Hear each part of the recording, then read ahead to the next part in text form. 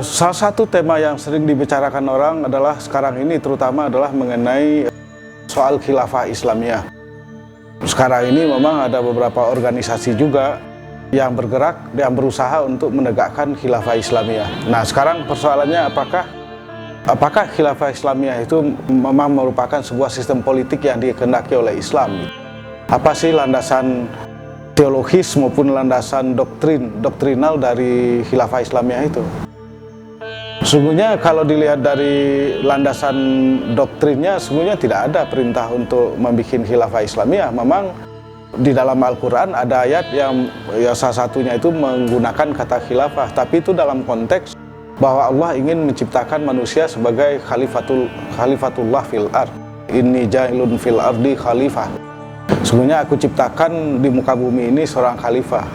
Khalifah di situ mengacu kepada manusia, bahwa manusia itu diciptakan sebagai khalifah. Khalifah itu apa? Vicegerent kalau bahasa Inggrisnya, yaitu sebagai dalam tanda kutip wakil Allah di muka bumi.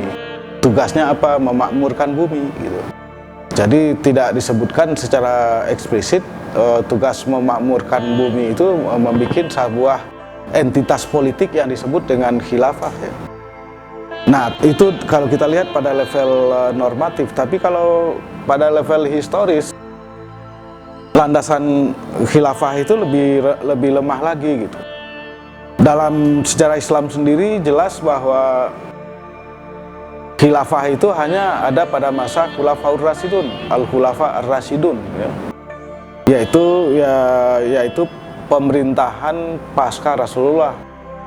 4 orang khalifah, yaitu mulai dengan Abu Bakar Siddiq, Umar bin Khattab, Utsman bin Affan, dan Ali bin Abi Thalib. Itulah Khulafaur Rasyidun ya.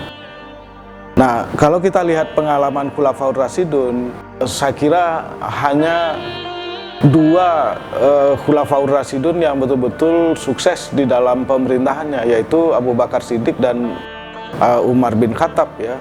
Dan 2 Khulafaur Rasyidun berikutnya, yaitu Utsman bin Affan dan Ali bin Abi Thalib, ditandai dengan terjadinya pertikaian-pertikaian, konflik, dan bahkan kemudian perang saudara di antara kaum muslimin gitu. Nah, jadi dilihat dari hal ini, maka kemudian sejarah Khulafaur Rasyidun sesungguhnya tidak seluruhnya sesuai dengan apa yang kita harapkan gitu. Tapi terlepas dari itu, satu hal yang prinsip dari Khulafaur Rasyidun ini adalah bahwa pemimpin puncak itu atau khalifah itu dipilih berdasarkan merit gitu, berdasarkan keutamaan-keutamaan pribadi yang mereka miliki gitu.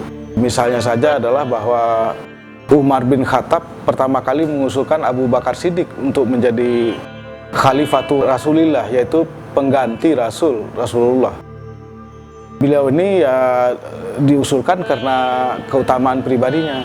Begitu juga Umar bin Khattab itu juga diusulkan karena keutamaan pribadinya, merit ya. Jadi memang berdasarkan merit. Tapi kemudian 2 khalifah yang berikutnya, Utsman bin Affan juga dengan merit, tapi kemudian terlibat dalam pemerintahnya dianggap lemah begitu, kemudian konflik dengan para pendukung Sayyidina Ali dan seterusnya itu. Dan oleh karena itulah maka kemudian kalau kita lihat kekuasaan Islam pasca Khulafaur Rasyidun itu tidak lagi merupakan khilafah, apakah namanya Umayyah, apakah Abbasiyah, dan termasuk juga Utsmani di Turki, itu bukanlah khilafah.